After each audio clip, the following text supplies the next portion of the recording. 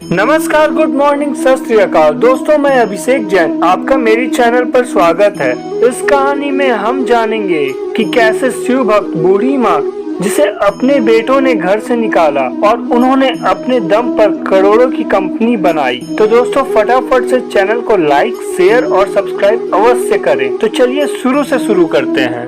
दोस्तों, एक गांव में एक बूढ़ी औरत रहती थी जो कि बहुत ही गरीब थी और वह भगवान शिव की बहुत बड़ी भक्त थी। वह प्रतिदिन पहले पूजा करती, इसके पश्चात ही अन्न का दाना ग्रहण करती। उनके पति का देहांत बहुत पहले ही हो चुका था। उसके दो बेटे थे, एक का नाम चंदू था और दूसरा का नाम रमन था। अपने दोनों बच्चों को उस औरत ने अकेले ही पाला था। जब वे दोनों बड़े हो गए तो उनकी शादी कर दी गई। शादी के पश्चात वे अपनी माता से दूर हो गए। उन दोनों की पत्नियां थोड़ी लालची थी। इन दोनों में से कोई भी अपनी सास को अपने साथ रखना नहीं चाहता था। इस कारणवश उनके पति बहुत ही परेशान रहते थे। अगर वे अपनी पत्नियों को कुछ कहते तो वह उनकी बातों को नहीं सुनती थी, जिससे परेशान होकर बूढ़ी औरत खुद घर छोड़कर चली गई और वह रास्ते में भीख मांगकर खाने लगी। परंतु भगवान शिव की भक्ति नहीं छोड़ी।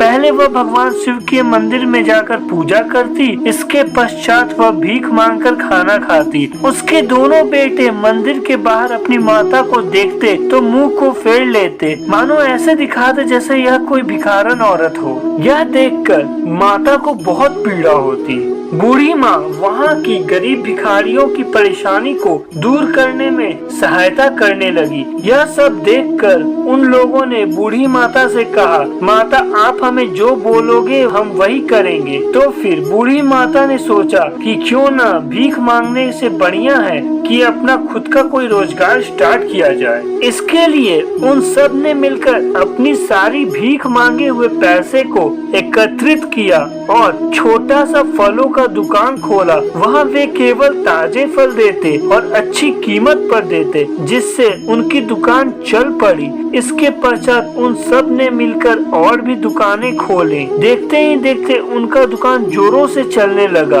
और इसके पश्चात उन्होंने सोचा कि क्यों ना और भी भिखारियों को रोजगार दिया जाए। उन सभी ने और भी ब्रांच का उद्घाटन किया और देखते ही देखते उस राज्य की सबसे ज्यादा दुकान वाली कंपनी बन गई और बूढ़ी माँ उस कंपनी की सीईओ थी। जब यह सारी बातें उनके बेटों और उनकी पत्नियों को पता चली तो उनकी पत्नियां बहुत लालची थी, तो उन्होंने सोचा चलो बूढ़ी माँ को घर ले आते हैं। वे सभी बूढ़ी माँ के पास गई और उन्हें मनाने लगी और कहने लगी कि आप हमें माफ कर दो और हमारे घर चलो। बूढ़ी माँ ने मना कर दिया। उन्होंने कहा, मेरे बेटे तुम लोग नहीं हो, यह सभी गरीब हमारे बेटे हैं। और बूढ़ी माँ अपना सारा जीवन व्यतीत कर अपनी सारी कंपनी को, सोसाइटी को समर्पित कर अपना शरीर त्याग भगवान के पास चली गयी। जिसके पश्चात उन सभी लोगों ने मिलकर इस कंपनी का नाम उस बूढ़ी माँ के नाम पर रख दिया।